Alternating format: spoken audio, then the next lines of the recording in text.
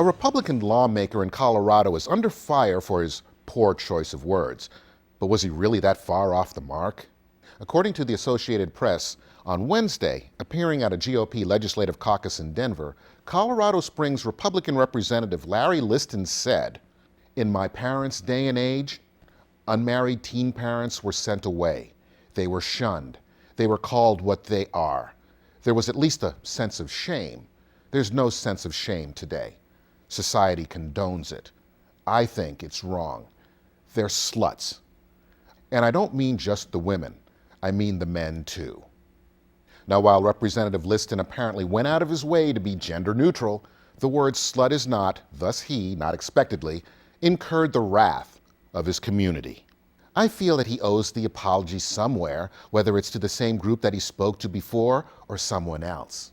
Of course, today, when boxed into a corner, apologies of humiliation are in order, so Liston succumbed. The derogatory term I used was offensive and inappropriate, and I would like to apologize for using it. Because of my unfortunate choice of language, the message that I was trying to get across about personal responsibility and parental responsibility has been overshadowed.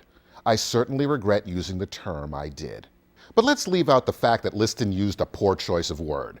Was he that far off the mark? My father always told me, everything you do affects someone else. I can definitely say I grew up in a different time. During my 12 years of grade school, I know of no couple that got pregnant.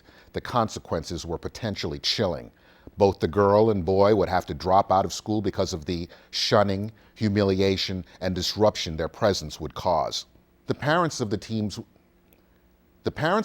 would be constantly reminding them how they now couldn't show their faces in public because people are talking. The teen boy would face the prospect of having to get a job to support that girl and pending baby. Suffice it to say, the whole situation would be ugly. Because of our hypersexualized society, we have boys impregnating girls before they're officially teens. There are both enhancement and birth control commercials aired during all hours on television. Some channels geared toward the teen demographic encourage hooking up, and middle and high schools have daycare centers for those who have strayed big time. And it's not like today's youth don't know what'll happen should they do it. They just live in their little, it'll never happen to me world. And when the unthinkable happens, they know there are public lifelines galore to aid them in this inconvenient time. The fact that our teens have to sneak to copulate means they know they're doing wrong. But as they're short-sighted and youthfully selfish, they could care less about the consequences of their instant gratification. They could care less that their parents, not them, will likely have to raise that baby. The teens will go back to school like nothing ever happened. Having completed sex is almost a ho-hum issue today. Oral sex occurs in school buses nowadays. There is no stigma. There are community service organizations salivating to sign teen parents up. And more times than not, those same teens may give birth again before they graduate high school. Shunning, while politically correct as it denotes passing, heaven forbid, judgment, may not be a bad thing. Old-fashioned traditions always have a way of making a comeback. Stigmatizing irresponsible teenagers whose actions heavily impact others is not a bad thing. Teen pregnancy is not a problem. It should be a curse. Colorado Springs Representative Liston used an incorrect word, but his intent was correct. Maybe instead of him apologizing for hurting the feelings of some in his community, pregnant teens should apologize to the community that will at some point have to foot the bill for the child they brought into the world at such a young age. But what was I thinking? Holding teens responsible for their actions. That would be mean.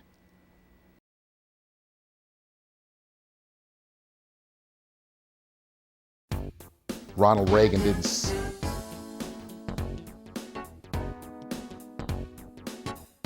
I don't mean it. And I don't mean just the women. Will presidential candidates emulate and invoke the name of John McCain, Mike Huckabee, or Ron Paul like they... Ideological ones. They had...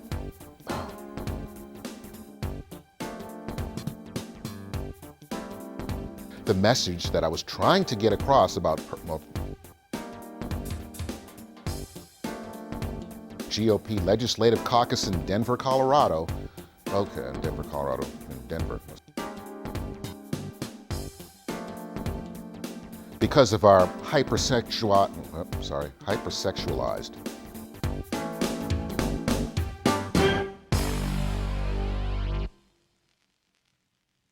Look into my eyes. You are getting sleepy.